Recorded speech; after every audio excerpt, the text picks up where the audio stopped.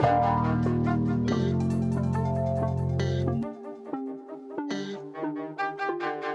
Monday, October 23rd. It's a new week here on the Sleepers Podcast, coming to you live from lovely San Diego. Is Carter Elliott. Cart, it's good to see you. It's good to know that you're still breathing after what has to have been the worst football weekend in your 30-year existence. Oh, yeah. If I can make it through this weekend with what I've been through with my football teams, I feel like I can make it through anything. We always bring up the phrase that God gives his hardest battles to his strongest soldiers, and he must really, really think highly of me because it was very, very tough to watch the game of pigskin this weekend. I can't put it any other way. Yeah, I don't know who God thinks you are, right? Yeah, I really want answers. I don't get it. It's crazy. Yeah, I mean, the Harbaugh family outscored us 80-0 at one point. That's just, I don't know. You could simulate that 1,000 times. I don't know how many times that happens, especially with how good the Lions have been. We are going to talk a little bit of Michigan State football. We're not just going to ignore that. We'll open the show with that. Then we have star Big Ten freshman getting misdemeanor charges, multiple. So we're going to address that. Liv Moss. I have a secret scrimmage rundown. I think it might be the most comprehensive anyone can get in video form. So we're going to try and do that. And then I want to pick out two either secret scrimmages or exhibitions to talk a little further in depth about, one being Illinois and one being Michigan. So a lot to talk about. This is another 5-topic Monday, much like last Monday's episode. We'll try to be quick. We'll try to get to everything, but I'm realizing as the season gets here, there's so much to talk to with you, my friend. So I can't wait for that. Should be a fun episode. We'll start with your comment of the day as always. And then we'll get to the Discord for a couple of comments, and I have a special announcement as well. But start us off, comment of the day. Wait, a special announcement? There's a special announcement.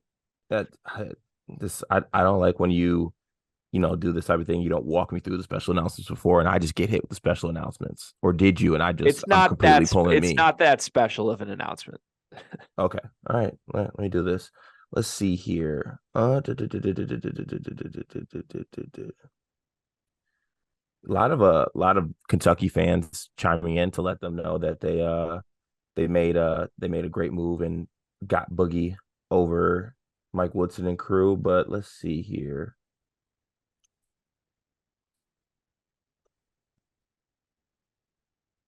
A lot of Ty Rodgers comments, but I don't really want to talk about Ty like that. You know what? We'll go with this one just because I want a vibe check that you on your episode Friday.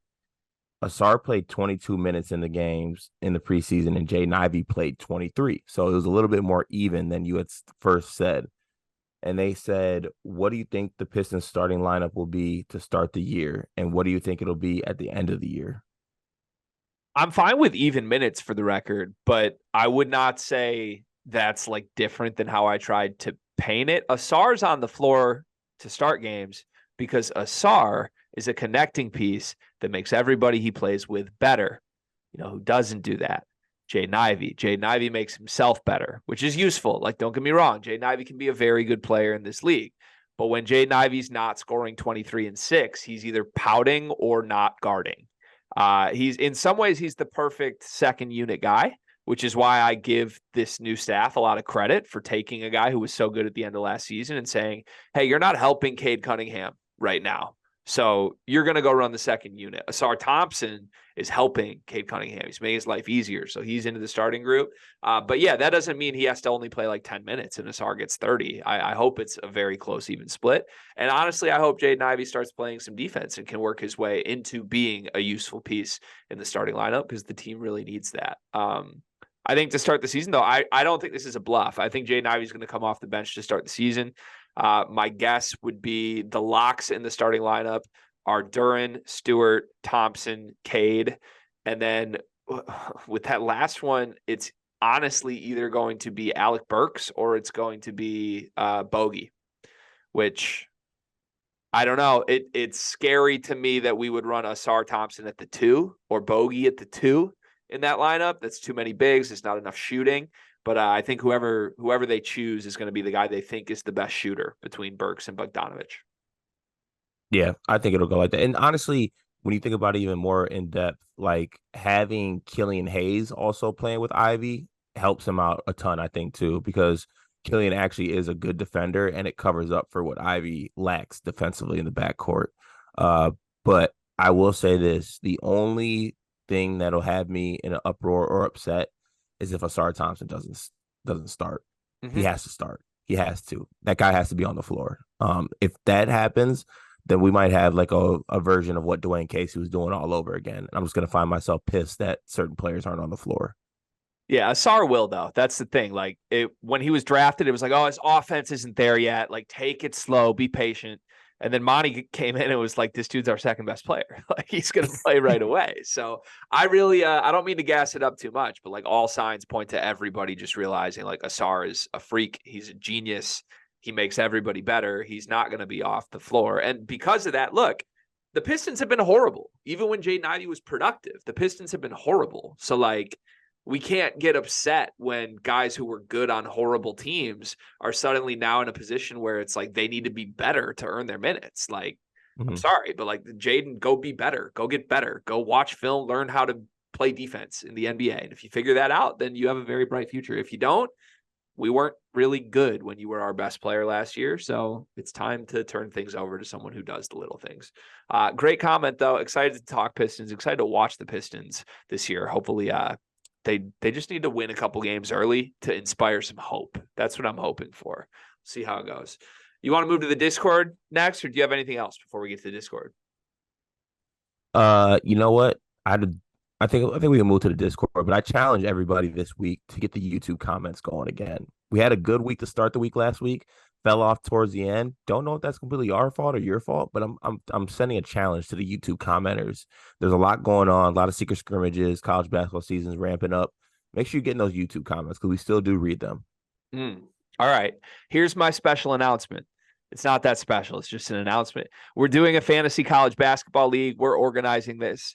It's the Sleepers College Fantasy League. Carter notoriously hates fantasy leagues. You are self-proclaimed as the worst fantasy sports player ever. You joined this fantasy league. I was not even I didn't even send you the personal text to say, hey, join this, because I thought it was a waste of time. Woke up this morning with a notification that you had joined it. Would you like to comment on that? You're in this league. Yeah, I am. But I can't have our Discord thinking that I'm scared. I can't let them smell fear. And if I didn't join this league, they'd smell fear. So I'm going in, and I might win. Actually, I'm not going to win, but I'll be in the middle of the pack.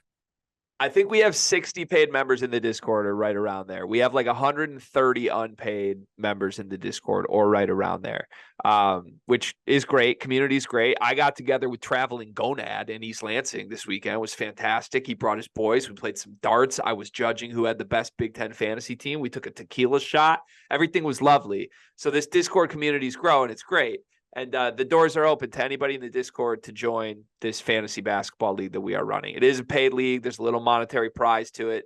So if you want the info, you can get the info in the Discord. That's a plug to join the Discord. But if you're in the Discord and you're listening to this, join the fantasy basketball league. I'm going to cut off submissions or people that want to join at the end of tonight, Monday, October 23rd. And then we'll finalize everybody that's in the league Tuesday, pick a day to draft, and go from there. But it should be fun because right now I think we have 13 people signed up for it. We might get above 20, like 20, 25, I think would probably be the max we would do. And if we do that, like, this league is going to be deep. Like, we're going to be like looking to build 6-man teams from people in like the Summit League. I can't wait. Yeah, I'm already texting Sean Paul. I need some Summit League stat stuffers that I can pick up in late rounds. It could be really special. I'm looking forward to it. All right. Let's get to comments from Friday's episode, The Return. Riley Davis was on the show. I brought the energy the FBI had. I also, quickly, I just want to applaud everyone involved in Michigan State this weekend for just playing by the rules. It seems like we didn't have any rules broken. That was all I asked for. So kudos. I know that took a lot of energy, a lot of dedication for people to figure out. But Guy starts us off. He says, glad to hear Carter pulverizing young children. This is the energy we need to grow the brand. Heavens, did I say that? You came after Theo a little bit. Okay, let me clear the air on this a little bit. Theo got on the roast and came after me. I responded to Theo. I'm not just instigating with children. He said something first. Jay Meisner responds to Guy and says, right? Theo seemed like he was getting a little cocky and needed to be brought down a peg or two. Exactly. And I'm the one to do that. And gladly Coy will. Coy has an Illinois comment for us. He says Ty Rodgers still can't shoot and he still can't make free throws. He doesn't do any of the other stuff well enough to justify spending time at point guard. Don't comment on that. We're going to talk Illinois in depth later this episode. So fast forward to the Illinois segment if you want our thoughts on Ty Rodgers. Travis Nelson says today's pod got me excited for Maui, but Feast Week is so far from March that it doesn't even feel like it's the same season to me. With that being said, how does everyone feel about some mid-season tournaments in January or something instead of throwing every non-con game in November and December? I'm honestly not a fan of that, just because I feel like during that time you're so locked into Big Ten season, or sorry, not even Big Ten, just conference season in general. There's so much that I think that goes into that, and so much focus that goes into that, that throwing it in during that time would kind of throw a wrench into things, and I think it would throw things off, in my opinion. Even though I think it would be a nice switch up, obviously, to not see those same teams playing each other, on the first or second time. I just don't think it would work out as far as how coaches and teams focus on their conferences. Yeah, I completely agree with you, although I do think it could be done in a very specific way that I think would work. I wouldn't want like Battle for Atlantis is randomly in January. I don't want like a full blown tournament. I don't want it to be a week long thing. I think you could do like a cross conference thing, like the Big 12, Big East Challenge or whatever. It used to be ACC, Big 10. I think you could do that on one weekend during conference play, and it would be kind of fun. And I think, I don't know what conference does it, but I'm pretty sure there is like a crossover thing in January. It might be the Big 12 and the SEC, maybe, where they just play like a random, like Yeah, I teams think that it are home is. or away. Mm-hmm. I would like that. Like if it was a sport wide thing that like the first weekend in February, there's just a like a cross conference thing. I wouldn't mind that. But yeah, for the most part, teams are trying to win conference championships. And I'm perfectly okay with that being two separate segments of the season because I want the fully actualized versions of themselves beating each other up in conference. And I want the teams that are still learning who they are to have this fun excursion to Bill Walton's walks on the beach. The Waltons. I It'd don't be want like fun. It'd be fun. I don't need to see Bill Walton in the sand in February. Like that's a November thing for me. It'd be kind of electric. It could be kind of electric. You know what else could be kind of electric? You and I playing one-on-one for a media credential to the Champions Classic. Speaking of preseason tournaments, I don't know if we're supposed to reveal this or not, but we got an email back. We tried to get credentialed for the Champions Classic, and they informed us that they could give us one credential, but because of limited space, we only can get one. I did respond to this email and basically say, hey, we're a duo. If we can only get one, is it possible to like give you the name we need like an hour before the game so that we can make some content out of this? Because in my head, if we only get one credential, you and I are going to Chicago together. We're finding a park or a gym somewhere. We're playing one-on-one 3 dribbles to 11, and the winner gets the credential. Yeah. And that'd be great. But I've also pictured this guy opening that email, and there's no way he's ever seen anything like that. You don't think we get a response? There's zero chance. I think we might get a response, man. I think this is gonna Really? help. I mean, doesn't the creativity of that help promote the event? Like that's a little viral That's true. moment. Oh, what if they let us actually play before the Champions Classic? Like he's like, I like it. Like you guys can play on the court. I mean, that would be incredible. My backup plan was to send GFed, Sleeper's correspondent, and give him a walkie-talkie. And then you and I are just like at a bar in Chicago with the other walkie-talkie. We're That trying would be to see if great. we can communicate with GFed. That could be fun.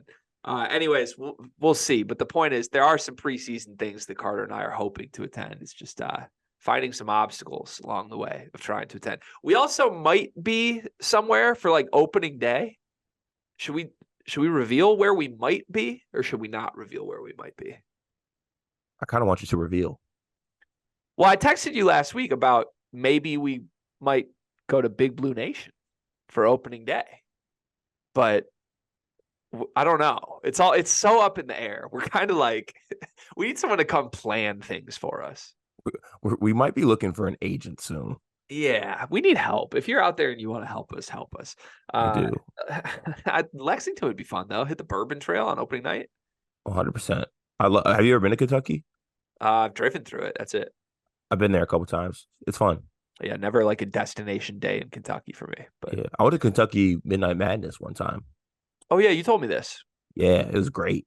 Yeah, I thought you were lying, but you weren't lying. No, I wasn't. It was great. Yeah, that's cool. Okay. Anyways, back to the comments. Where are we? Ulamog jumps in. He says, I'm going to need an official statement from sleepers on the shenanigans occurring in hashtag off topic channel Friday night. There was talk of a game called Secret Fascist that night, and then lo and behold, the same Secret Fascist shows up on the scoreboard in Spartan Stadium. What is this voodoo curse that you've put on us, Greg? There are no coincidences, and this podcast should know better. Not even Guy and his father could have saved us. You do need to explain yourself. All right, let me address some things here. I'm going to address an actual potential scandal first, and then I'll address the Discord scandal here. Yesterday, I tweeted the words Harbaugh Brothers 80, redacted 1, my football team 0. I tweeted that. The name redacted is the name of the person, the figure who was shown at Spartan Stadium on Saturday. Let me, not even joking when I normally say unequivocally clear, let me make this extremely clear. I was appalled by that image in Spartan Stadium. I was in Spartan Stadium. I didn't see it, but I saw like pictures were sent to me while I was sitting there. I was appalled that that happened, as I think everyone was. The incompetence of everyone working at this university, the laziness is just disgusting at this point. And there should be, ramifications. There should be punishments. And I think there are from the sound of it. It sounds like people are, the employee who allowed this to happen is suspended right now, which is good. But yeah, I tweeted that like Sunday, not thinking much of it, which was probably a mistake on my part. Cause I had a couple of people text me that were just like, don't say that. And I didn't like the word redacted was not, I used the person's real name, not redacted. So I do apologize if anybody saw that tweet from me and was offended or upset that I seem to be making light of that situation. I certainly did not intend to do that. I did delete the tweet for the record. Just a miss on my part. Beyond that, what Ulamog is referring to, there is a game called Secret Redacted that is a very fun game. It's like an identity, like bluffing game. I've played it with Carter before. And we just so happened last week to be talking about, hey, it'd be fun to do a game night in the Discord and stream it. So we were organizing this, going to do it. And then 2 days later, the figure that is the name of the game is the figure that shows up on the scoreboard. So is that a sleeper's curse cart? I don't know. What do you think? I'd never put the words out because your words hold so much weight, Gregory. They truly do. And they seem to ring out through Michigan State athletics at times. I don't know if you realize that, but you speak about our team losing 13 games. We lose 13 games. You speak about things going on within the program. Typically they happen. Maybe you got the one wrong where the 3 guards came back. But besides that, sometimes it feels like you can't miss about the program. So you need to realize that some things you put in the air really get back to Michigan State athletics. I'll own that. I need to be better. I need to put some positivity in the air, at least for this football program in this university. But crazy coincidence, clearly. And it kind of takes the shine off of me wanting to play that game with Discord members also. Like, I don't know that I want to play that game anymore. I thought you didn't want to play that game because last time we played, I literally washed you and I barely knew how to play. Well, that's the thing is you didn't wash anybody, though. Yes, I did. I didn't lose. So the whole point of this game is like you get secret roles. And if you get the role of the big bad person, your only job is for no one to discover that you are that role. And Carter would get that role card and just tell all of us that that's who he is. And you still didn't get it. It's the worst strategy possible. Like he'd just look at everybody and be like, "I'm him," and we're all like, worked. "No, stop it!" Like it worked. I mean, you won like 7 hands in a row, but it's just horrible strategy. I don't get it. Traveling Gonad. Hey, Traveling Gonad. My bud now. Fun time at the pub. He said, watch the OSU Dayton scrimmage, and I've been told lies all offseason about Scotty Middleton. The guy has the coordination of Madi Sissoko. He moves like flight reacts. Still in on OSU, though, but Devin Royal clears. I'm not going to make a rash Scotty Middleton reaction.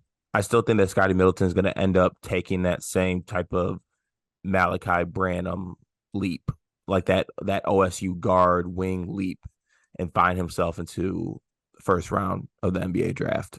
I'm not selling stock after one game. I'm with you. I heard a lot of people were underwhelmed with Scotty in this game. My larger take is matchup more than anything. Mm-hmm. Dayton's pretty good. They're pretty old. They have some very good wings. They're big in the front court. They have good guard. Like they're solid, right? To me, in this game, Ohio State was leaning pretty heavily on the trio of Gale and Thornton and Battle, which Battle. I mean that could be a thing throughout the season that maybe impacts Scotty Middleton, but Mm-hmm. I anticipate there will be a point in the season where, at least at the expense of maybe Gale, if not Battle, maybe Scotty Middleton emerges a little more. And that wasn't in this game. That's fine. Mm-hmm. Ulamog says sleeper of the week goes to Booby.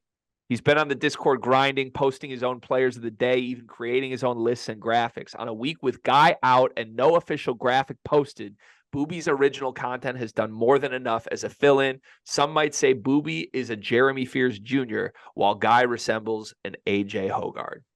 Congratulations to Booby, first of all. That last bark might have been a Guy diss, though. I'm not. I was just gonna say I'd like Guy's reaction on that, and want to know how he feels about that. Really nice unselfish chemistry right now because Guy responded and said well deserved at Booby. So we're just a really high operating operation right now. Everybody's doing their job, playing their roles. Yeah, 100%. Yeah, it's nice. Ethan says some might say I'm a Trey Holloman in response to Ulamog's Michigan State comparisons. Do you think Ethan Basila is our Trey Holloman? No. I actually I'm gonna save my comments on this because I was able to watch some scrimmage highlights and things like that. There's a 4-minute video, and I didn't see anything but Trey Holloman getting scored on. I just want to throw that out there for all the Trey Holloman truthers out there. Yeah, we don't have a Trey Holloman in the Discord. We have all Jaden Akinses. Honestly, that's my read. We're surrounded by 50 Jaden Akinses. Bryce tags us. He says the Pistons are my early faves to be my league pass squad this year. Cade and Asar are going to be fun to watch for years to come. We agree with that. I agree with that, but are they the league pass team? Spurs and I'm actually weirdly excited to watch Portland this year for me. Yeah, I think I would go. I'll throw 5. Cheat code, but obviously I want to watch the Thunder, but they might actually like They're be too on good. TV a good amount. Yeah, they're too good. They're too good to be league pass. Give me Spurs, Portland. I like that shout.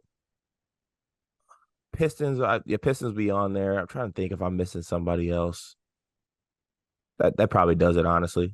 Yeah, the OKC's Spurs number 1. OKC's too high on the list for me. Like they're too good of a team. I would still put Yeah. Pistons. I'd put Portland, and I think San Antonio might be good too because Wemby.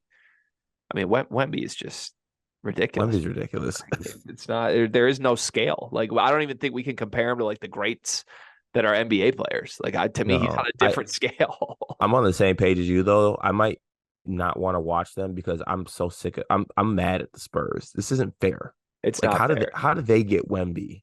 Yeah, it's truly not fair, but I'm just jealous. That's all it is. Dat boy from Illinois says if Big Ten basketball was split into the East and West like football, which division wins more games? It's a really fun question. Ooh. That requires some thought from you at 8:56 a.m. Pacific time, though.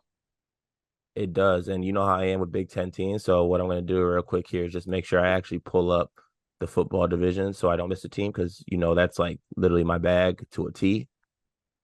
So if you just give me 1 second here. So the East is Michigan, Ohio State, Penn State, Rutgers, Maryland, Michigan State, and Indiana. The West is Wisconsin, Iowa, Minnesota, Nebraska, Northwestern, Purdue, and Illinois. It's a good question. I think that most people would say East without second thought, but you can't. I mean, let's say you have 2 30-win teams or close to 30-win teams in Michigan State and Purdue, right? Those are a given in my eyes. But then, I mean, I don't know. I think I'm still giving the edge to the East because you got Ohio State. I think Rutgers will get a good amount of wins. Maryland, Indiana, but I think in the West, teams like Minnesota are just going to bring this conference down. bring that side down. Who knows what Iowa's going to do? You know how we feel about Wisconsin. I would give the edge to the East, but I think it's a lot closer than people want to admit. I would handicap this as a pick 'em. I think it's dead on. Really? I think that Minnesota cancels out Purdue. Like Minnesota might go winless in Big Ten play, and Purdue might go 19-1. But to me, those cancel out. Beyond that, the West still has like Northwestern and Nebraska, both of whom I think are potential like really low floor teams. Like the wheels could fall off, and those are 5-win teams.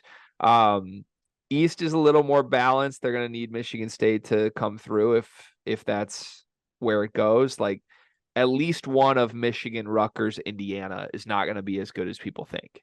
So I don't think like everybody on the East is going to be like a 10-win team. I'll take the East begrudgingly, but I don't feel great about that. So great question though. Thank you. We might actually have to consider. I think those would be really fun to have East and West in basketball. It would be fun.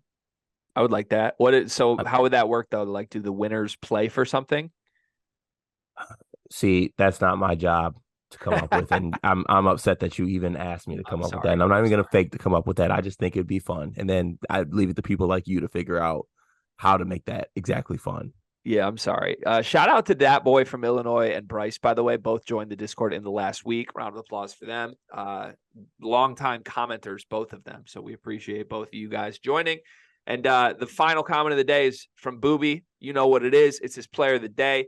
San Diego State power forward Jaden Ledee. Ledee is a crazy, crazy athletic big that controls the paint. He's a poor man's Zion with his size and athletic abilities, in position for a major breakout year at San Diego State. Should be in the running for MWC Player of the Year. That's funny because I've been calling you a poor man's Zion with your size for the last 9 months. Yeah, on my way to dinner last night, someone actually asked me if I was Jadeveon Lee. I'm kidding. This is Booby's first miss. Okay. Everyone's been waiting for this dude to be good. Everyone says his body's in impeccable shape. He's an athletic monster. And he's been in college for now, it seems like 6 to 7 years, and has been on breakout watch every single year that he's played. So I'm out. This does inspire me. We were talking to Guy this morning about like what could the list be this week. Guy had a comedic play that he was approaching that I nixed pretty quickly. Sorry, Guy. But I kind of want to do a list of breakout guys that have never broken out. Like, give me like breakout guys that have found themselves on breakout lists for 3 years. This is the year guys, and it's just like a bunch of 6th-year dudes who have never gotten better like that. I'm kind of very interested in That's that. actually that'd be a great list. Guy, if you listen to that, we could have some fun with that this week. Shout out to Booby. Shout out to everybody in the Discord. You guys are making this very fun. Number one, we're looking forward to the season. But two, you followed the rules well. The comment section was used properly this Friday. Mm-hmm. It was very easy for me to go through and decipher which ones were questions versus which ones were just banter. So appreciate everybody. Join the Discord. The link is in the description. If you want to get in there in time to play fantasy college basketball with us, do so today, because I'm going to cut that off at the end of the night tonight, and we'll get that set up tomorrow. Cart, we have 5 topics. Let's get right into them. Morale's going to grow throughout this episode. I just want that known. The first topic, we got to start here. Michigan State destroyed by Michigan, 49-0. I don't know how much you saw because you were in West Coast time. I don't know what you were doing. You're probably busy. I'm sure you watched. But I was in the stadium. We left at the end of the third quarter. I was in a Raising Cane's line watching, streaming, as Jim Harbaugh decided to punch in for a 49-point win instead of take a knee.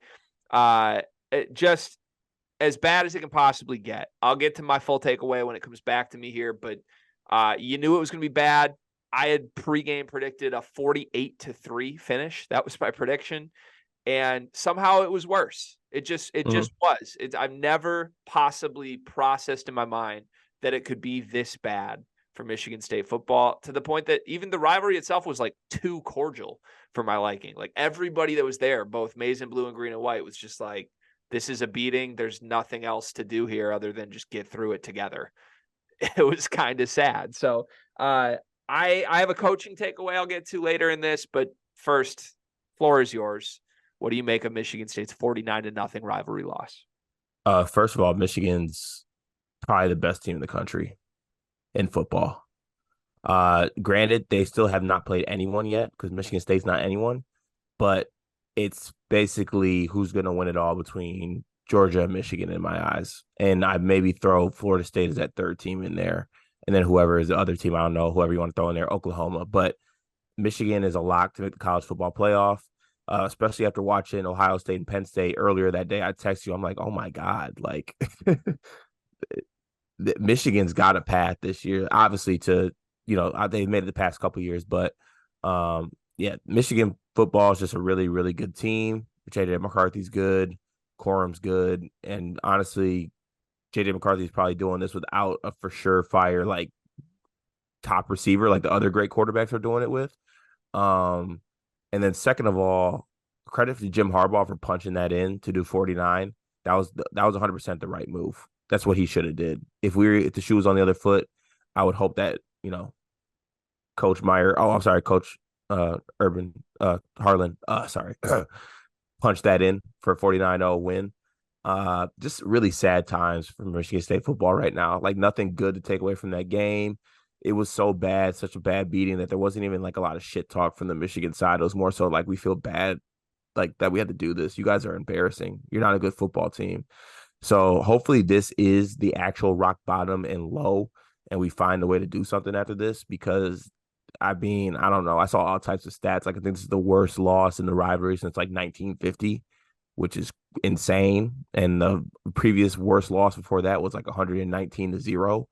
So just I don't know. I was very, very sad as a Michigan State fan. It was very sad times.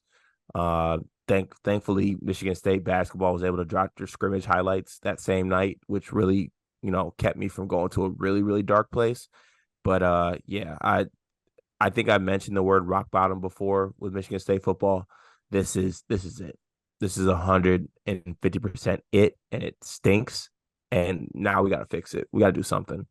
So I still think Rutgers was the rock bottom because that felt like you missed an opportunity. There was no opportunity in this Michigan game to me, and maybe that's doomy. But you could play this game 1,000 times. Michigan State's not winning this game. They're not doing it. Michigan is that good. To your point, that's a change for you from where we've been all season. You've always asserted Michigan's not the best team in the country. I think a couple weeks back it was Florida State that you said you would take over them. So is it something specific you saw in this game that swings that for you? They're just like so talented at every position, but at the same time, they still have not played anybody. Like they have. I mean, I guess UNLV is good. I know people have sent me that tweet plenty of times that UNLV is like receiving votes, and I think they might be in the top 25 this week, actually. The thing is, so I'm not here to defend the schedule. I don't think they've played a good football team, but all these bad football teams they've played have winning records right now. So like it's in the middle, I think. I don't think this is the worst schedule in the country. And more importantly, complaining about football schedules is stupid to me because they play Penn State in like 2 weeks. Like, it's not like Michigan's out here ducking. They're going to play Penn State and Ohio State. And they should be big favorites in those games because Drew Aller's horrible. I just don't know, man. My one big takeaway from seeing it in person, like I said, I predicted a huge blowout. It played out similarly. I did live bet in the stadium. I live bet Michigan State to score a point at like plus 120 odds. Thought for sure, like this was at halftime, I could get a point at plus money. Never had a chance. The only thing that I will say felt like any sort of surprise to me, and I've been beating the drum for this guy in the Discord, JJ McCarthy's way better in person than I anticipated he would be. Like I've said he's a great quarterback. I've had him as my fourth best quarterback in the country, but I just think he's way better. And you can say, oh, his job is so easy. It's the offensive line. He has a clean pocket every time. That's true to an extent. Like he plays in a system that makes it really easy for him. Also, he faced like multiple 3rd and 14s in the first half of this game where he had to evade pressure, get out of the pocket, not just sit in a pocket, and then like create time to throw guys open on the run. And every single time he was faced with a play like that, it was perfect. Like the ball was on the numbers. And I mean, you saw the numbers. He had 6 incompletions in this game. He had 4 touchdowns. He did not make one mistake, and he was on the bench by 6 minutes left in the third quarter. And that's been like every game this season. Like if they wanted him to get prolific quarterback numbers, I would think you could play him a whole extra quarter and try to get him 2 more touchdowns, and you probably get him right now. But I just I don't know. I think I said it to you. Like, I don't buy that he's Michigan's most talented quarterback, like Harbaugh's been saying. Like, I think he's great. I'm starting to buy he actually might be the most talented guy to play quarterback in Michigan in like 30 years. He's that solid to me. And also I want to say Corum's great, obviously. This running game is a lot worse than it was last year overall, though. And it's mostly because Donovan Edwards is way worse. But like even Corum post-injury doesn't feel as prolific. Like last year he was Heisman candidate. This year he's just like very solid running back. Like JJ being so good is why the Michigan offense is still so good. And last year it was the run game that carried it. This year it's JJ. And their defense. Yeah, defense is just crazy. If you aren't a good football player on offense, you're not scoring against Michigan. That's the bottom line. Like you have to make plays that are against guys that are guarded. And that's where Caden Hauser comes in. Let's have that conversation pretty quick, because the Caden Hauser conversation has gotten a lot quieter in the last 2 weeks. I haven't seen the people camping for how talented this kid is saying anything about his future after this game. Where do you stand on Caden? Hard assignment. Michigan's great, but he did not do a thing in this game. Yeah, he stunk. Straight up, he stunk. Does that inspire? Like, do you think that was just Michigan's that good? Do you think Caden should have been able to make something shake in this game? Where are you at? I don't know. I mean, I think it was a lot of what he did last week, except it wasn't against Rutgers. Like him throwing behind, him throwing off. Like he was off in this game, like really off. And he was shaken too. I think he was, to me, visibly, he looked like he was shook, which is even a scarier thing because for me, yes, I'm not expecting freshman quarterback to come in and make great plays and play like flawless, but it holds a little bit of weight when a freshman comes in with a certain type of maybe swag or dog tone where he's not afraid like to play. It seemed like he was a little bit afraid in my eyes. Now, granted, Michigan was great and probably rattled a lot of quarterbacks in the country, but yeah, I don't know. I don't think Caden did anything to inspire that like he's the guy who's going to be our quarterback for the future. Yeah. Okay. That's where I'm at. That's where I had been at, as I'm sure you know when we talked. Yeah, but I think we did mention that last week during the Rutgers game that I think we didn't really expect him to do much against Michigan, but I expected him to do more than he did. He did nothing.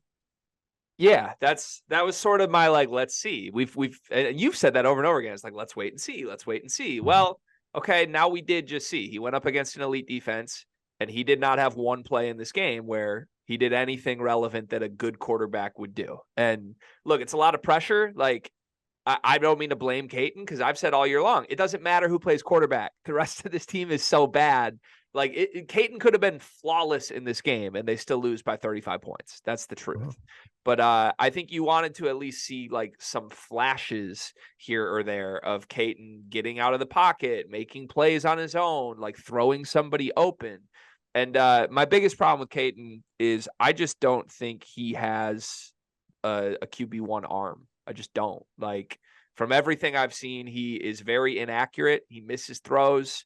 This is the second straight week. He averaged 4 yards per completion.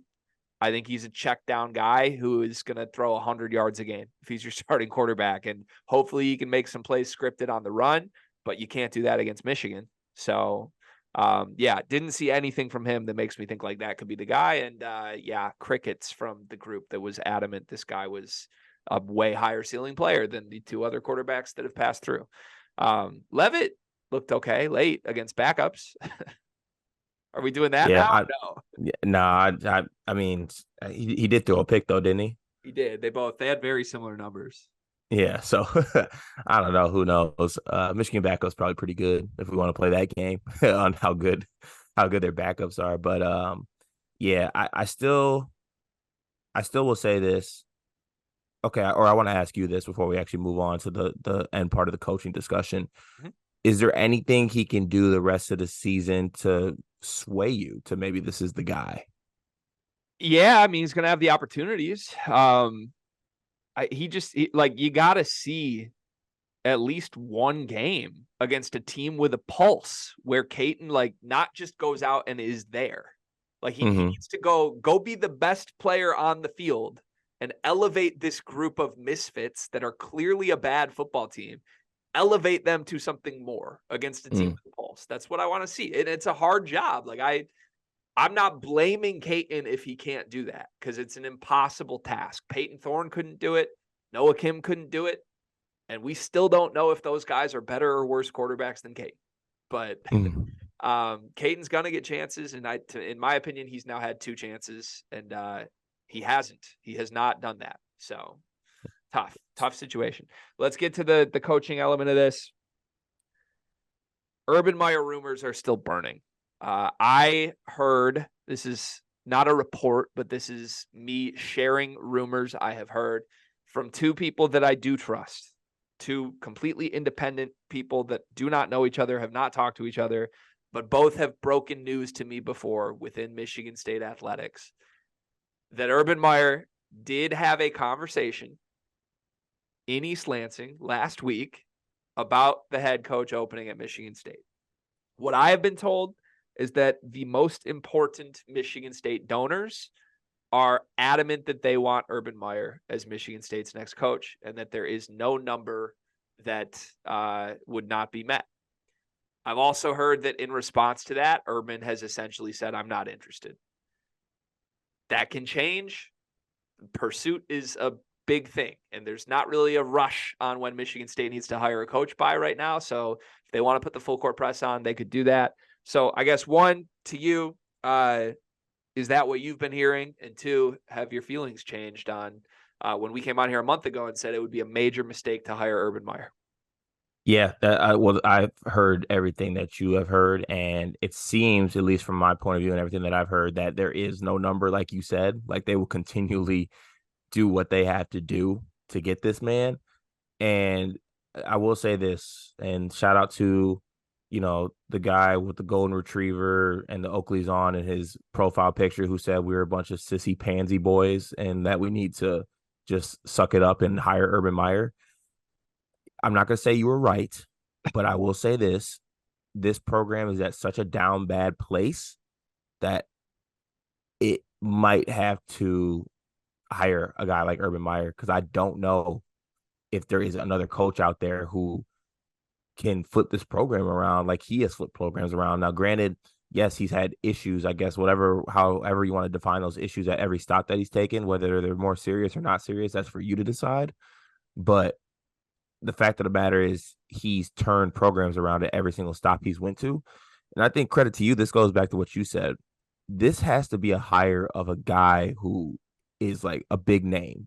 Now, if that is Urban Meyer, go after Urban Meyer. But this program needs a big name football coach who's a difference maker, like badly. And what has happened so far this season is indicative of that.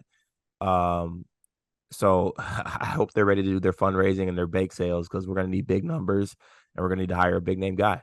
And if that guy's Urban, I bet he turns the program around and we win football games. Let's just hope he's not at Crunchy's late night. But besides that, like he's going to win football games. So I still strongly believe that Urban Meyer's a horrible person. Nothing's going to change that.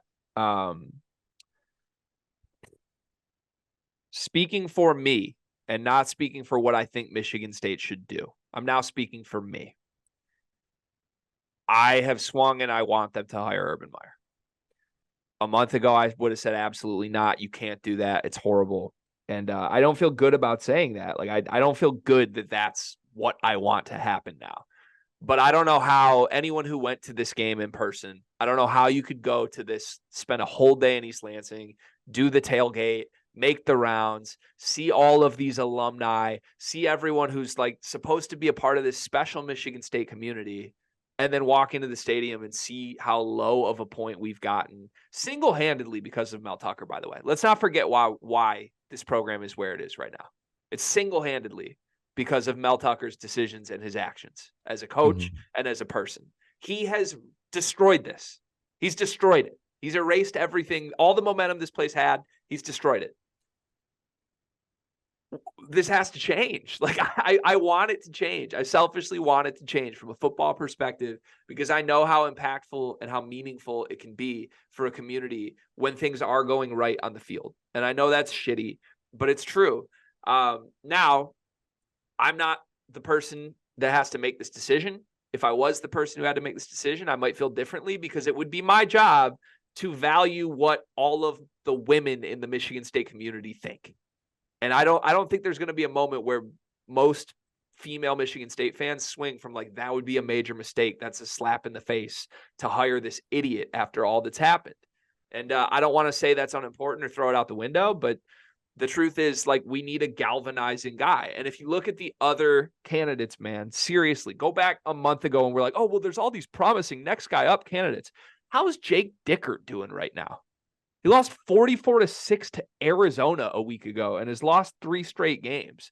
How's Charles Huff doing right now, Cart? That was our boy, right? Oh, wait, no. Marshall's lost 3 consecutive games, including a 17-point loss to Georgia State. Like, their whole team was out. Their whole team was out.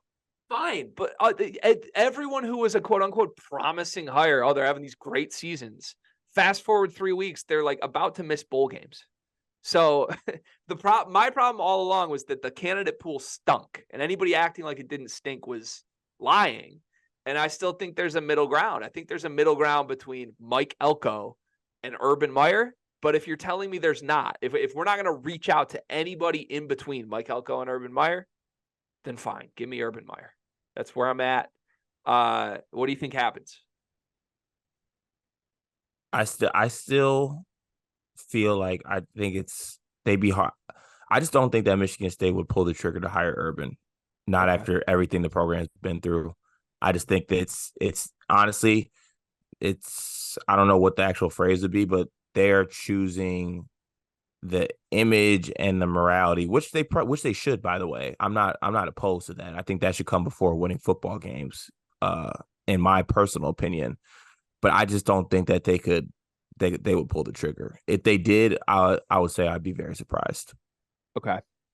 Yeah, I still lean that way. I don't think this gets done. I think they exhaust every possible way to get it done. I don't think they get it done. Can I ask you one more thing before you move on? Yep. How was like the turnout? Like how's the tailgating? How's the stadium? Honestly, it was really good. What were the vibes? It was really good. It pleasantly surprised me a lot. I would say at the start of the game, it truly felt, it was like 80% Michigan State, 20% Michigan, and the stadium was filled. Okay, that's good. Then, yeah, I mean, by halftime, still pretty good crowd, I would say. To start the second half, everybody left. And yeah, I mean, I left at the end of the third quarter. The students were gone at half. By the end of the game, when I left, like the last moment I was there, it felt like a Michigan crowd, which is not a surprise given the way the game went. But throughout the day, being on campus and all that was great. It was my first time back in a while and saw a lot of people I didn't know. And I mean, the Michigan State showed out for sure. Like that's part of what's swinging me towards Urban is like there is this special community that is there that just needs something to get around that's good. And man, I wish it was a good football coach that's also a good person. But if you're telling me my options are what they are, then fine, man. We gotta get out of this hole. That's where I'm at. So yeah, makes sense.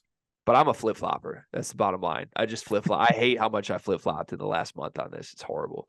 Let's go to the news of the weekend, college basketball wise. Indiana star freshman Mackenzie Mgabko was arrested at a Taco Bell and is charged with 2 misdemeanors right now. The details being reported on this are somewhat, I don't want to say flaky, but I don't think there's too many specifics being reported publicly on what have happened here. You and I have heard rumors from people we trust on this. The rumor is essentially he wouldn't leave a Taco Bell. He's at a Taco Bell parking lot, and the police are called.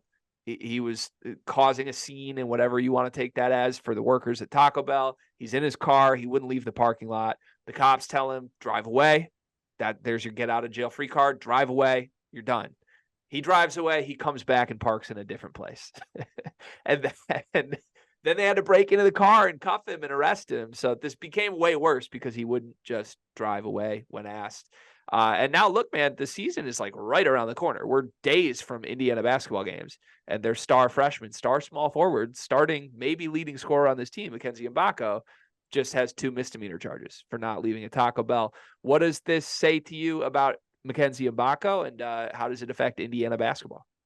Yeah, nothing good ever happens after midnight, the famous coaching phrase that is said throughout the world.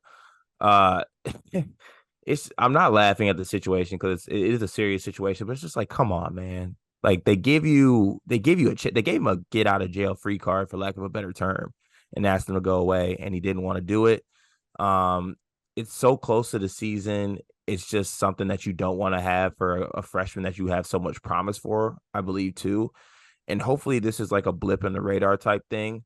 But unfortunately, when you look at a history of like college freshmen who had these issues early on, it's usually not a blip in the radar type thing. It's maybe a start of something that I think coaching staff, and maybe just Mackenzie Mgabko himself need to have a deep look within and make sure that they're making the right decisions. But hopefully it's just a one-off situation, but it's just a bad look. I mean, not to tie it back to recruiting, but Friday you lose a guy in Boogie Flan that you thought you were going to get. Saturday, your star freshman's getting arrested. Like it's a bad string of events. Last thing I'll say on this though is that any restaurants or anything in East Lansing, if Xavier Booker comes in there at 2 a.m., I don't give a damn what's going on. You fire up that stove, you drop those fries, and you fire up that McDouble, and you give our young king his meal and send him on his way. That Bloomington Taco Bell needs to be held accountable. I agree with you there. This story is equal parts hilarious and also like not hilarious at all to me. The hilarious part is like, okay, Taco Bell, so funny. Like, get this man an NIL deal with Taco Bell expeditiously. Live Moss all over Bloomington. It's incredible. At its core, this is a non-story. Like, okay, college kid wouldn't leave a Taco Bell. Nothing violent happened here. Nothing horrible happened. Like it's not a serious crime, right? It is a crime. It's not a serious crime. At the same time, I don't think we should like totally laugh at this and make light of it and gloss it over, because like I think it says something about how he's wired. If like you can't, whatever state you're in, I don't know what you're under the influence of, or if you're under the influence of nothing, I have no idea. But if you're Mackenzie Mgabko and the season starts in 10 days and you are given a chance in a situation where the police have been called to remove you from something, and the police look you in the eyes and say, just go home, and you won't just go home to Yeah, the point that of decision getting making. like that's something. It is something, even if you want to make light of it and say it's not. Like that would really scare me on behalf of Mackenzie, but also just on behalf of like, where could this go Indiana wise? So I don't know. I mean, we've said like we expect Indiana to be one of the craziest locker rooms in the Big Ten, if not in the country. We have some questions on the way certain guys are wired as far as the stars of this team. There's a lot of rumors on how Kalel Ware is mentally, emotionally. Now you have Mackenzie Mgabko and his stuff. You can go down the list. There's other names that people are kind of like, I don't know. Like the floor for Indiana basketball should be low for a lot of reasons that include non-basketball reasons is all I would say to this. So Liv Moss, though, I mean, what do you think his Taco Bell order was? He definitely was getting the nacho fries because those just came back. So I know he was for sure getting the nacho fries. He strikes me as a Locos Tacos guy too. Yeah. Maybe a chalupa, just to add a little something out of the ordinary to the end. Would really like to know what his order was. Also, I'm dead ass serious. Shame on that Bloomington Taco Bell. But Like, don't you think, like, you know how like just do it. McDonald's had like the Travis Scott meal? Like, can we Yeah. can we just get the Mgabko taco? Like that would be Wow. I so didn't. good. Wow. They do need to do that. Literally, just like if Bloomington opened up, come get the Mgabko taco bucket. Like he would sell or so many. or or every game that Mackenzie Mgabko scores over 15 points, your ticket to the game gets you one free taco at Taco Bell. That Like would genuinely be so that'd be good. great. Yeah, a lot of opportunities here. Also, I want to just put some respect on the move of being asked to leave politely and saying, okay, like I'll leave, and then just returning. I love that. I absolutely love that move. Like, what do you mean? Like, I'm in a different spot now. It's not a problem. In all seriousness, we hope the best for Mackenzie Mgabko. I do want to see this Indiana team at full strength, and that requires their players to not get 2 misdemeanor charges in the Taco Bell parking lot 4 days before the season. So I wish everybody involved on that team and that program good health, good decision making. Let's see them play as a full squad at least once this season. That's my goal for Indiana basketball. I want to do a secret scrimmage rundown, Cart. This is secret scrimmage time of year, one of the best times of the year before actual games get here. We get a lot of reports that aren't really reports and rumblings that you don't know how accurate they are because teams want to lock the doors and not let the public know what happened in some of their preseason scrimmages. But we have a list of secret scrimmages. So a couple of things. Shout out to the Field of 68 Daily. Shout out to Mike Miller, who runs the Field of 68 Daily. He compiled a lot of these in the Field of 68 Daily today, which is a newsletter that goes out on a daily basis. You're definitely going to want to subscribe to that during the college basketball season. And also shout out to Jeff Goodman, Trilly Donovan, everybody else who was reporting secret scrimmage results. That's where we compiled this list. Can I go like just speed mode here? I want to give you everything that I've seen from a secret scrimmage in the last 7 days in order right now. All right, do it. Tulsa beat LSU 83-82. TCU beat Alabama 85-81. Alabama freshman Sam Walter 29 points. Jameer Nelson Jr. though for TCU 25-6. Houston beat Ole Miss 70-66. Colorado beat Texas, although Caden Shedrick did not play. KJ Simpson 21-6-6. North Carolina destroyed Florida Atlantic, although Elijah Martin did not play. Creighton beat Iowa State by 3. Shireman, Kalkbrenner, Trey Alexander all scored in double figures, as did Farabello for Creighton. VCU beat South Carolina 79-77. Max Shulga hit a buzzer beater. Florida beat Miami in a close game. No final score reported. Riley Kugel had 20 points, 9 rebounds. Nigel Pack with 27 for Miami. Wisconsin beat Northern Iowa in 2 of 3 periods that they played. AJ Storr led all scorers with 18 points. Arizona State beat San Diego State 72-68. San Diego State shot 4 for 22 from 3, losing to Frankie Collins and the boys. Colorado State beat Minnesota 87-49. The Golden Gophers took the L. Isaiah Stevens had 15-6. Georgia beat NC State 80-72. SMU beat Kansas State 86-76. Zurich Phelps had 23-7. And Iowa beat Wichita State, quote, by 15. That's all the information that came out on Iowa. We also have 3 hashtag not a secret scrimmage results from exhibition scrimmages. Arizona beat Lewis and Clark 110-70. Lewis and Clark, Arizona. Caleb Love, 23 points and 7 assists in 24 minutes. Walsh College, a Division II school, beat Oakland 75-69. Shout out Rocket Watts. And then the Illini beat Ottawa 116-65. Terrence Shannon led all scorers with 18. We're going to talk more about that one later.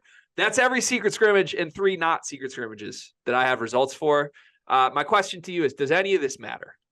Yes, it does. This is what irks me, because I would say the majority of people always want to say that secret scrimmages, all that doesn't matter. And yes, I'll hear you out on those points. A lot of these secret scrimmages, it's a lot of like very vanilla, bland things. Say what you want to say. You don't want to show certain things to other teams. Coaches can control the environment, so certain things are ran, certain situations are presented. I get all that. It's still hoop. It's still 5 guys on your team playing 5 guys from another team. Granted, some of those players might be out, but who cares? It's still your team playing the other team. And some of these teams are beating other teams, and that means something.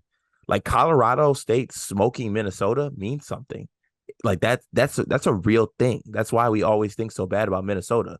Now, granted, guys might play better, guys might play worse, but it's a pretty good indication. Like if we're taking opening night overreactions or reactions to games, I think we should be able to take secret scrimmage reactions and things like that. So I personally, they carry weight for me. And I know that's probably not a popular opinion, but I do look at these things and I think, oh, maybe this guy could be more of a contributor than he was in the past season, or damn, this guy didn't show up, or this guy didn't play as well as I thought he would play. This can all change with more games happening, but I do think that it needs to hold a little more weight than people lead it on to carry. I want more secrets in college basketball. I like the concept of like I like reports that we have no idea the accuracy of. I like that. I think we could do more of that. We could take that element and apply it to other things throughout the season. But yeah, I also love overreacting. That's not a surprise to anybody who listens to this program.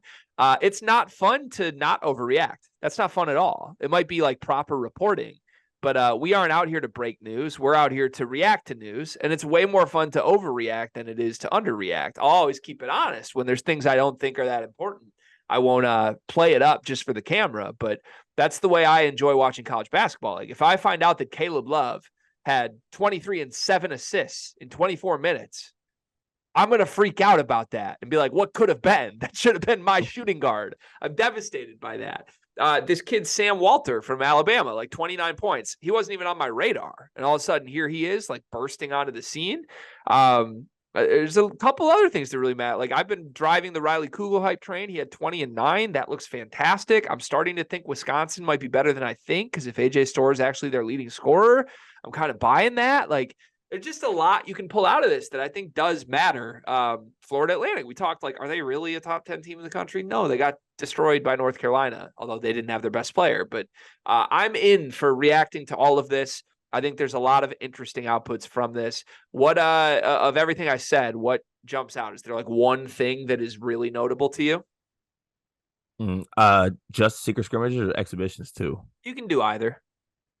Okay. I know we're going to touch on it later, and I have a longer point on it, but the mask for me Save for it, save it, Illinois. save it, save it. Okay, Okay, I'll save yeah. it. But outside of that, RJ Davis was UNC's best player, and I think I'm kind of buying into the idea of him being their best player. Okay. I am scared that Creighton only beat Iowa State by 3. That's our team, our quote unquote Creighton podcast team this year. Mm-hmm. I would have liked a 13-point win in that game. If everybody's in double digits and we only win that game by 3, I'm a little nervous because we don't want to attach ourselves to a sinking ship, Cart. And I expect better from at least they won. You're getting greedy. Also, Arizona State. I mean, shout out my boy Frankie Collins. We're just going to beat a Final Four team day one of the season. That's what we're going to do. Darion Trammell did not play. I don't know if there's anybody. Oh, does that mean we should have beat them by more then? Because don't you would think Trammell hurts San Diego State, don't you? Eli made me say that. Okay. I sent him the tweet right away. I don't know if there's anybody I'm rooting for more in the country than Frankie Collins, by the way. I love that guy. You miss him? Not really, because Doug's great. But I love Frankie. I think he's a good player. Okay, that's your secret scrimmage update. Hopefully we'll get more of those this week. Michigan State's secret scrimmaging on national television, aren't they? Yeah, they will be playing an exhibition. That'll be on Big Ten Network for all the folks out there. They'll be playing the Tennessee Volunteers. Is that still a secret scrimmage then, or is that just a scrimmage? A charity exhibition. Okay, so there's a difference. It's secret scrimmage or charity exhibition. That's pretty much all. Yes, or just exhibition. Or just exhibition. I still want more secrets. I really want more secrets. Yeah, okay. The secret scrimmage thing is funny though, because if we wanted to, couldn't we just hop on Sleeper's burner account and just send out a fake box score? Yeah. Yes. I honestly really would like to get into the world of we're just a secret scrimmage account. I think that would be pretty fun. Yeah, I loved it last year when Drew sent us their box score. So like we got to post the stats. Yeah. Yeah, maybe something for next year with us as a secret scrimmage show. Okay. All right. Good job, everyone involved with secret scrimmages. Let's talk about 2 of the performances that actually matter, and we want a long-form discussion now. We're going to do Illinois. We're going to do Michigan. We'll start with Illinois. The Illini destroyed Ottawa as they should, 116-65. As I mentioned to you, Terrence Shannon led all scorers. He had 18 points in this game, but there were some other things of note for the Illini. I want to start with, I guess, the question that I think everybody should have for this team. Can this team shoot? Cart, they shot 14 for 42 from 3-point range. That's 33% as a team. They shot 12 for 22 from free throw. That's 54% as a team. As far as not having a point guard goes, they did have 26 assists in this game to 12 turnovers. And picking out some other individuals just to highlight, the freshmen had very productive box scores by the end of the game, but a lot of it came in garbage time. I did watch this. I don't know if you did or not, but a lot of their Yep, I production, did. a lot of their production came late in the game. But Dre Gibbs Lawhorn did end up finishing with sorry, I'm looking at plus minus. Dre Gibbs Lawhorn had 15 points on 6 for 10 shooting. Amani Hansberry had 14 points and 12 rebounds. Both of these guys off the bench. They honestly had to wait like 8 minutes just to check into the game. So we're not saying those are breakout stars, but productive starts for the two freshmen. Outside of that, Luke Goody started 10 3-point attempts in this game. He only made 3 of them, though. Ty Rodgers, 2 points on 1 for 1 from the field. He had 8 rebounds, 3 assists, and a turnover.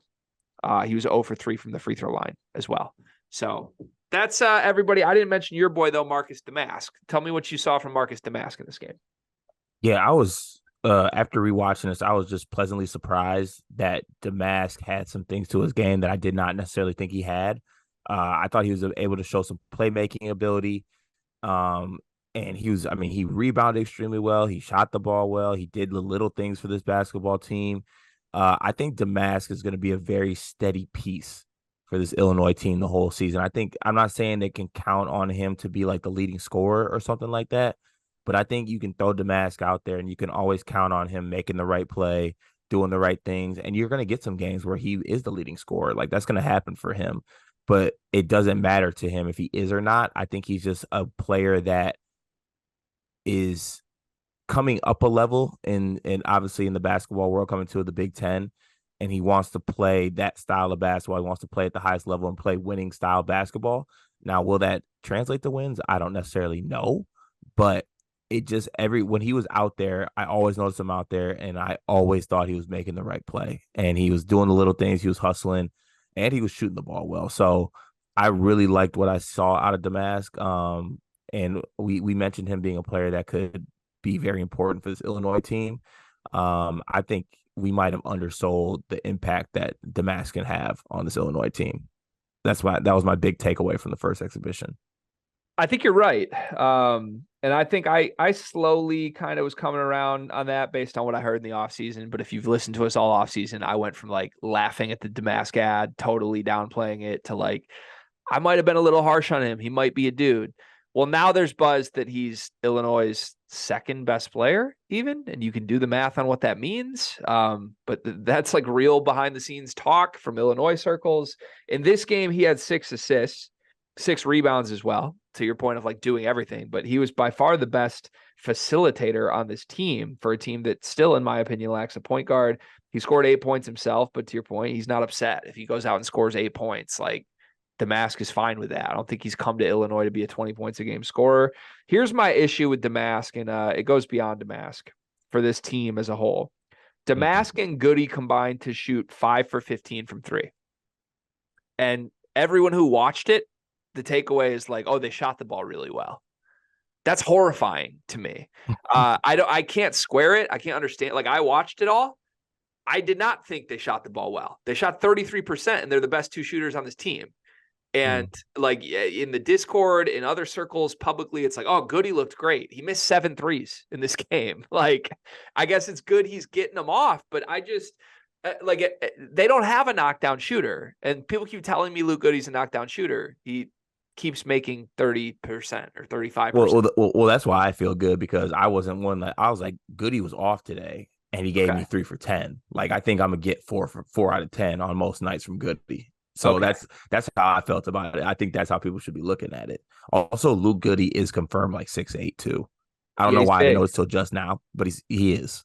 Yeah, there's some defensive potential I like a lot here. Like, especially with the starting group in this game with Shannon, Damask, Goody, Rodgers, Hawkins. Like, I mean, that's a very interchangeable defense with a lot of like tall, big body dudes. Coleman was really good too in this game. Coleman was really good. Nobody's talking about it. He was quiet, which I think is honestly kind of good in my opinion. Like if we're coming away from a game, like that was a quiet Coleman Hawkins game and just productive, I'm very in on that. I think that bodes well for Illinois.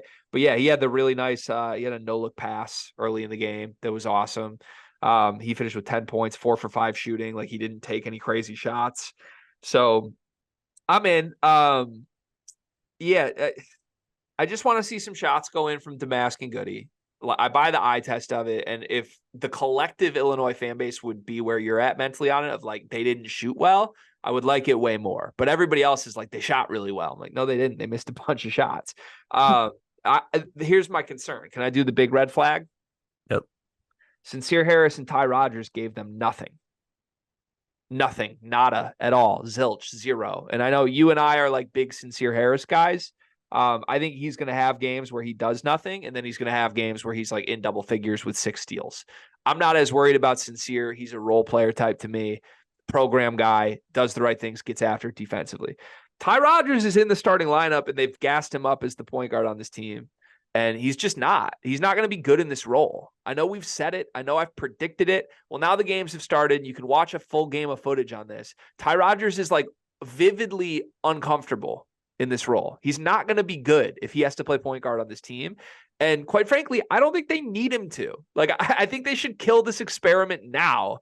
And whether it's Harmon or even if it's DGL, who I think you probably want off the bench to start the season at least, like, I would just stop pretending we think this is the move. I don't think it's the move. How many times do you need to see the guy finish with like 2 points and 3 assists and 0 for 3 from the line?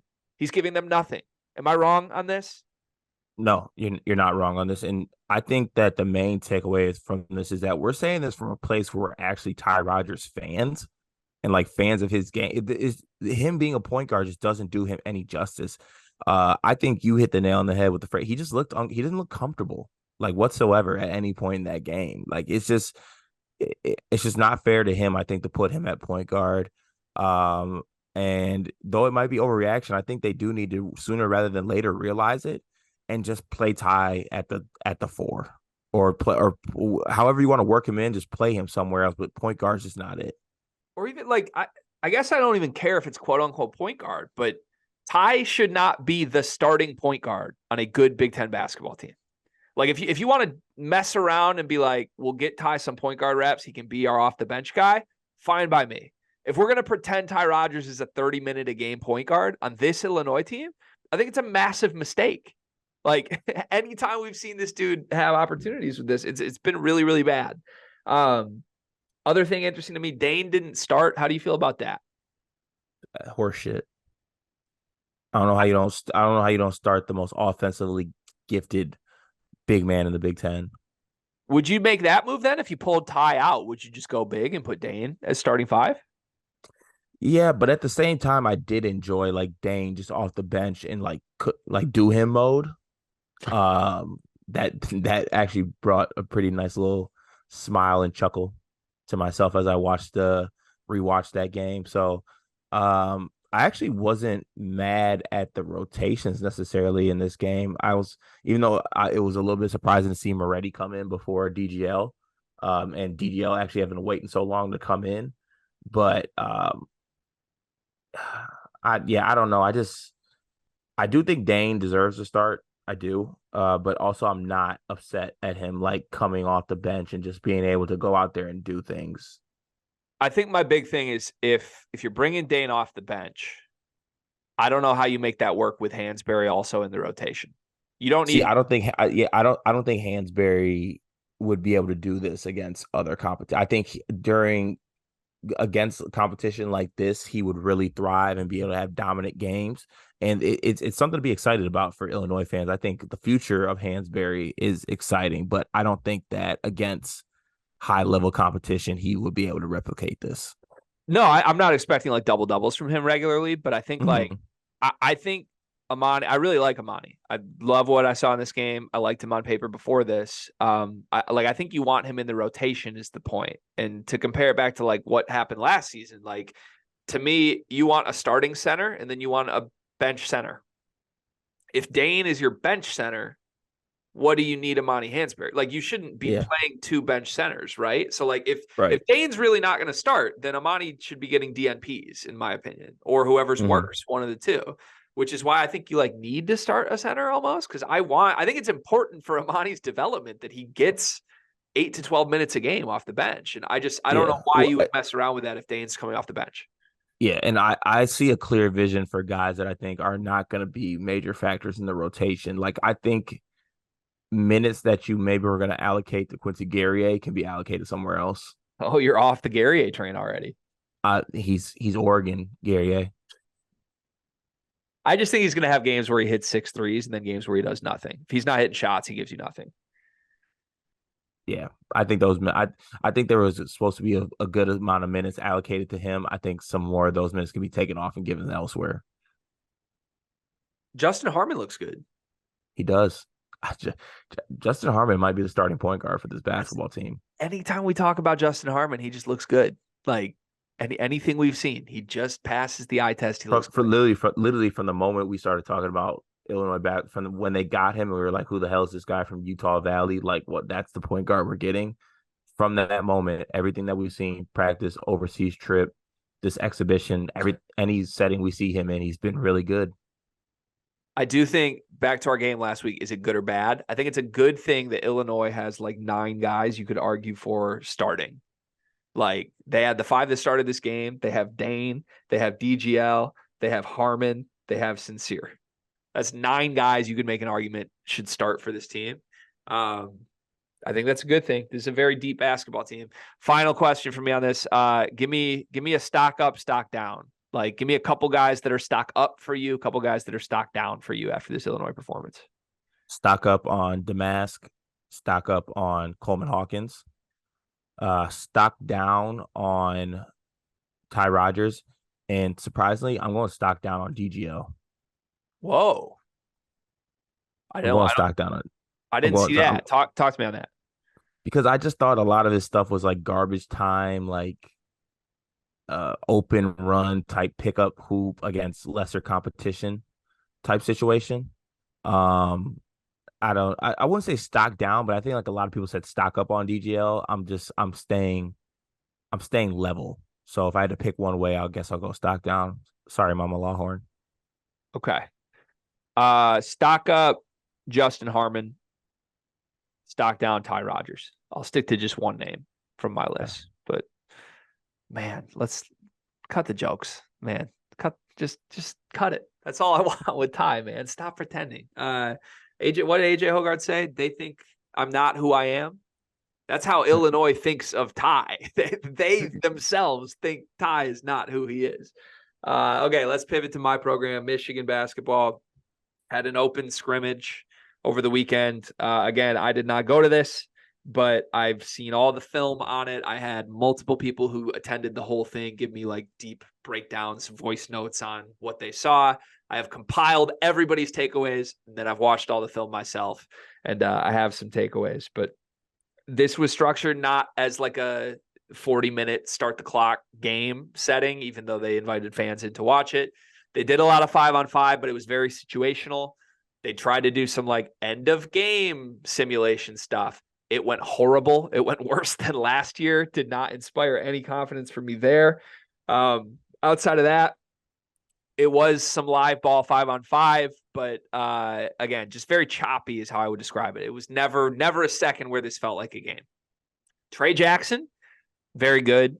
Pretty much across the board, everybody's takeaway, including mine once I watched all the footage, was Trey looked like the best offensive player in the gym. You can do, is that good or bad for Michigan? I think I would lean that's very, very bad, but he definitely did things in this setting that I've never seen him do before from all the film that I have seen. I'm talking like catching a triple threat, one dribble pull-ups to his right. The shot looks super smooth, both off the dribble and off a catch and shoot. His makes barely touched the net. He had a couple like on the move catch and dunks. Just in general, he looks like he's Michigan's best wing, pretty much without question. I alluded to it last week. Terrence Williams has a new shot that checks out. He didn't look like a different guy outside of that, but like he's not you don't have to worry about his shot guy anymore. His shot looks really good. He made shots in this setting again, and it's a totally different form than it's been his whole career. So he definitely redid his shot. Doug and Kamwa were extremely quiet. A couple people tallied like points in this, which I don't even think is fair, so I'm not going to read it on the show. But Doug and Kamwa were near the bottom of the list. Can you read it just for my my knowledge? I can, but it's like it wasn't structured like a game, and I don't even know if it's accurate. Okay. But what I had here, this is from a Twitter account called Quorum for Heisman.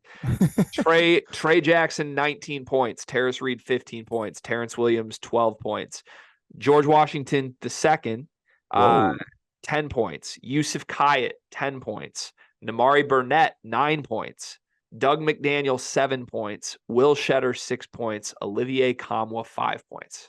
This was the scoring leaders in both 12-minute scrimmages at the open practice. And what I will say, I have no idea how accurate that is or not. From the video footage I watched, that tracks with about what I would expect. Olivier and Doug were very non-involved compared to what I would expect. Trey Jackson was definitely the leading scorer of the event. So I'll throw it over to you. You got a face. Yeah, I got overreactions. I don't care if the situation was we're evacuating Chrysler while we finish our sets. Will Shetter outscored Olivier Kamwa? Yeah.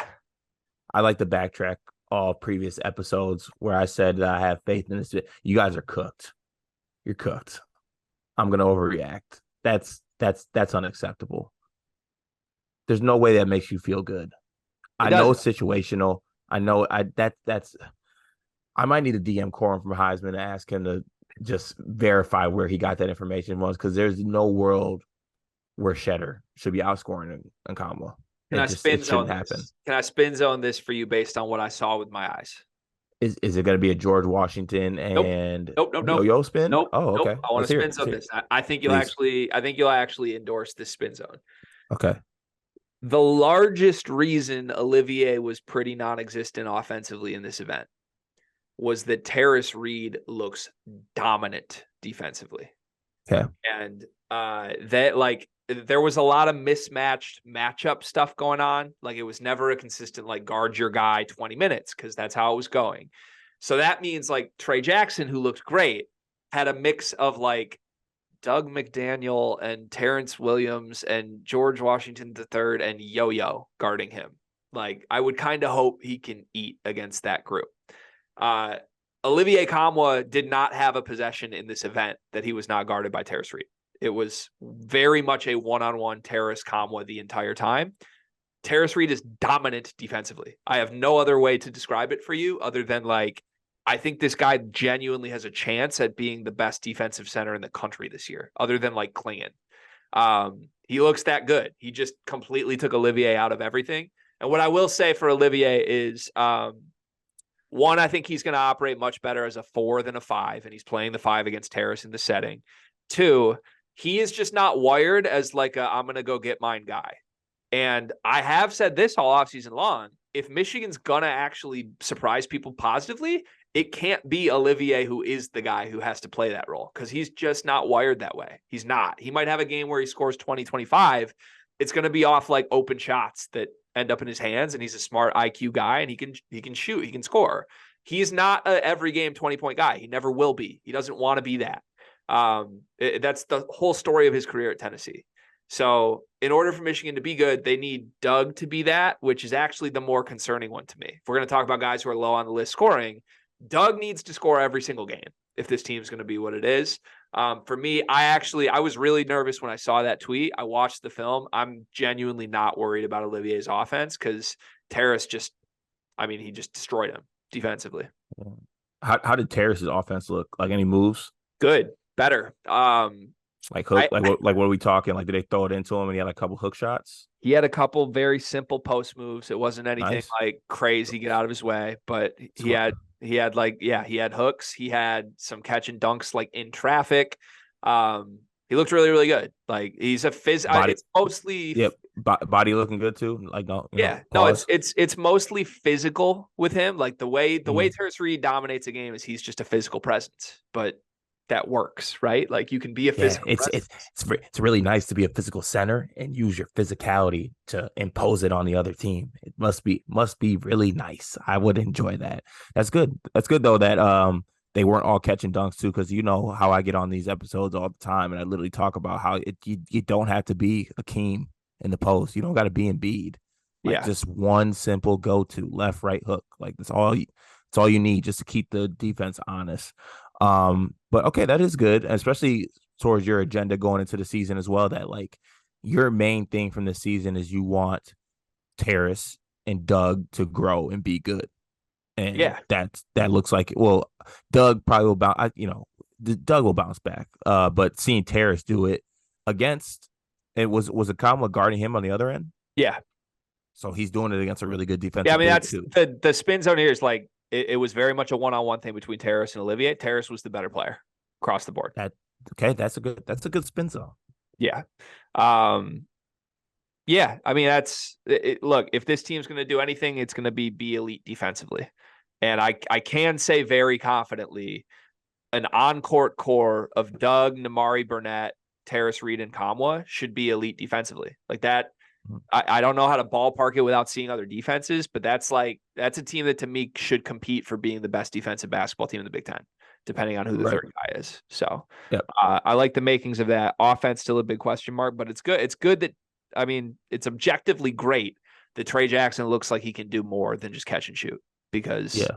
maybe he can. Maybe we'll see. Yeah. Namari looked a little uncomfortable. Like secondary ball handler is all he is. He's not going to be an on ball bigger than that guy. He just won't be.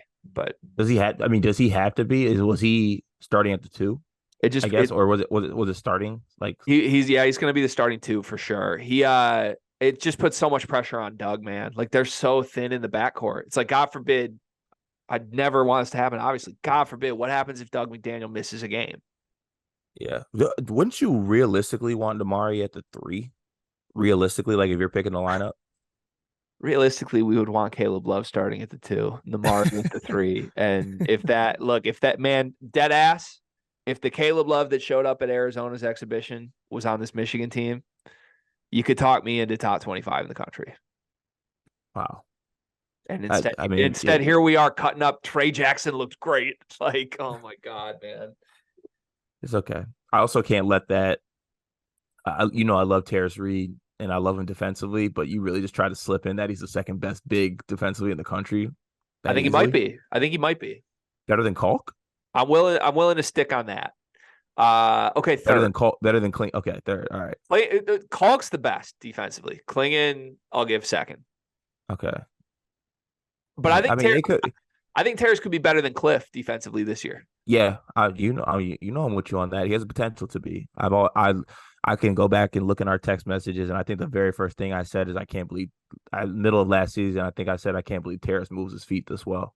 Yeah, the very first thing you said was that he's St. Louis Eddie Curry. And then the very second thing you said was that he's one more skyline chili away from being unplayable. So, like, you've come a long way if you're acting like you've been praising Terrace Reed for years. Okay, those texts were sent in a fury of rage after he picked your school over mine.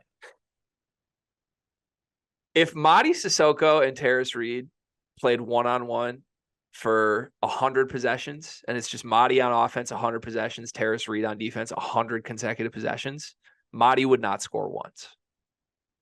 I don't think the game would finish. Just want to say that once. All right. Can we do the same thing we did with Illinois, like a stock up, stock down for Michigan? Give me a name. Stock up, stock down. I'll do stock up on Terrace. Um, I'll do stock down on. I don't want to say, but I will say I'm disappointed. Stock down on Doug because I'm disappointed. Okay. I know I argued the spin zone for it. I'm going to stock down Olivier. Just anyone who thinks he's a first option on a good team, kill it. He's not that. He's a second option on a good team. Stock up should be Terrace, but I want to be different than you. So I'm going to say Yo-Yo Kai at Cart. Wow. Yeah. What? Last thing. What was Was Yo-Yo just knockdown shooter in this? Yeah, he's a gunner, but I might have to have you send me these clips too. I'd I like can to do that. watch.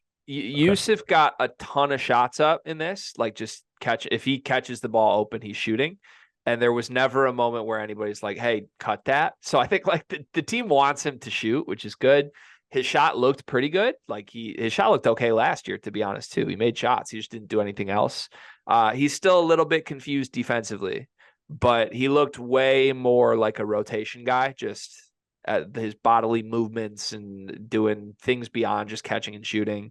I think there's a non-zero chance Yusuf Kayet does break out this season into like maybe he starts for this team.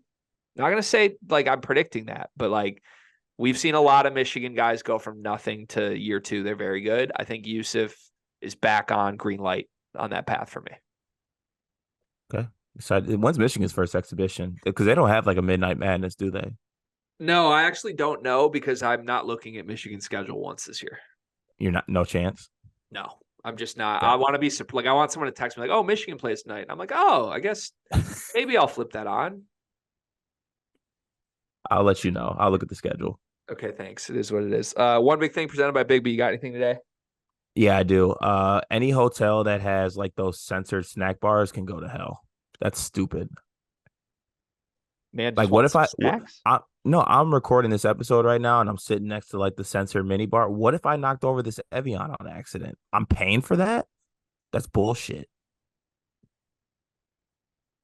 Yeah, I think you're right. I have nothing to add to that. I think you're right. And I don't want to stay at any hotel that doesn't have free continental breakfast with the waffle maker. Okay, Throw now that we're out there now too. we're getting a little more aggressive with this. I don't think I'm not a big hotel breakfast guy. I know you are from experience with you. I'm not. I've been with you in a hotel and I've seen you like we were at a Country Inn Suites and you had biscuits and gravy and it was phenomenal. I've never had biscuits and gravy in my life anywhere. I don't know who you're mistaking me for. Do you go gallivanting around the Midwest with another white man? Are you No, cheating on me? no, no, I'm not. I don't like I it. can promise you. I can promise you that. I did. I stayed at a hotel with my pops in East Lansing this weekend, and it felt like college hoops to go again. And I did get a blueberry muffin from the continental breakfast. It was horrible. Nice. It was horrible. Oh, horrible. Oh, Yeah, it's okay, horrible. tough. Just horrible. My one big thing presented by Big B is I want to take blame where blame is deserved, and it's my fault. It's my fault the Detroit Lions got just smacked by the Baltimore Ravens. This also kind of comes from that boy D Hill, aka Deion Hill Ford, who's come on the show a couple times. He has a take that it's the media that did this to the Lions. I'm actually willing to entertain that take, but more importantly, I'm willing to own my role in that take because I am the media. Contrary to popular belief, Cart, I am media. We are media, and I want to own responsibility. We've come on this program and said they're the best team in the NFL. A little ahead of ourselves there. I've come on this program and acted like I can just go wherever I want during a game and the Lions will win the game. Not the case. I got to remember the humble beginnings we came from. The Lions are 5-0 this season when I am seated on my couch in my living room and my wife is present, and that's the plan. If that's what I'm doing on a Sunday, the Lions are undefeated. I anticipate that will be the case going forward. The 2 games we lost, my wife left at halftime. We blew a halftime lead. And this one, we had the audacity to think we could go get bottomless mimosas at a bar. Like, you think I can show up to a bar at 12:30 p.m., just act like I'm going to waltz into Baltimore and get a win? Not a chance. Ridiculous of me to think that, and I'll own that. That's on me. I'm going to spend this entire week getting back to my roots and making sure we get to 6-2 on Sunday. We play a Monday night, and it's on me as well. I will be in the house. I will be there. Yeah, got to do our job. That's who we Got are. to do our job. We cannot get complacent. Blue Collar Podcast, Honolulu Blue Collar Podcast. Cart, I've enjoyed you making this work from 7 different states on the West Coast over the last 2.5 weeks. Incredible stuff. You'll be back home tomorrow, correct? Yes, I will. Well, I'll be home tomorrow, but I'll be recording on the West Coast for the very last time. But Wednesday morning, you will see this face at the desk with the wife's paintings in the background and the headband set and my ring light and all that. It'll be back on Wednesday. Can't wait to see that glow, baby. All right. Have a great Monday, everybody. Join the Discord if you want to join the College Basketball Fantasy League. Tonight is the one night to do so. We'll be back on Tuesday. Goodbye.